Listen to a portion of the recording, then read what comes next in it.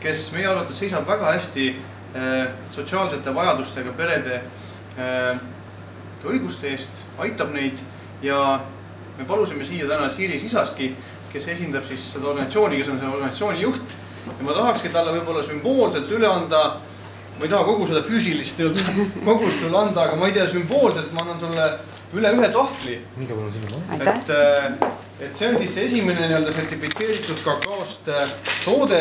Me oleme ka ühe uue toote toonud, see on piparmündi maitseliste tükkidega ja see kogus siis saagu rõõmustama sinu hoole all olevaid peresid ja lapsi. Aitäh sulle! Sulle tänu, kas ma võin ise selle ära süüa? Sa võid selle ise ära süüa, aitäh sulle!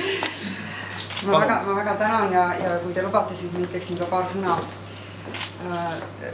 Kes ei armastaks šokolaadi, mina armastan. Ma pean vaatama, et ma seda omale liiga palju koju ei ostaks mõnikord. Aga tõepoolest on peresid, kes ei saa oma lastele lubada sünnipäevaks või jõuludeks magusat ja mul on selles mõttes väga hea meel ja mul oli väga meeldiv, Kaido, et selline üllatus meile tuli ja Rutt samuti. Sest me oleme ju koostööd teinud juba pikemalt. Üle-eelmisel aastal tegime lastele jõulukingid, kuhu siis Kalevi konfekid, ütleme niimoodi, et said rõõmustama neid jõulukinke ja oma osa sinna andma ja me tegime siis üle-eelmisel aastal 700 lapsele jõulukingid. Ja eelmisel aastal tegime 1200 lapsele jõulukingid ja seal olid Kalevi kommid ja šokolaadid. Nii et ma väga tänan ja nüüd meil tuleb suvel päris mitu suurt üritust päris mitmesaja lapsega, nii et ma arvan, et selline suvine maiustamine on täiesti asjakohane, sest tõesti need lapsed ei saa võib-olla nüüd nii tihti kommimaitset suhu kui võib-olla tavalaps sellises peres, kus mõlemad vanemad tööl käivad. Et minu suur tänu ja ma tahaksin öelda tegelikult kogu Kalevi kollektiivile aitäh, sest nüüd kui mõelda, et kuidas midagi toodetakse, et ma arvan, et ma ei tea, kas see kakaouba on selle šokolaadi maitset muutnud.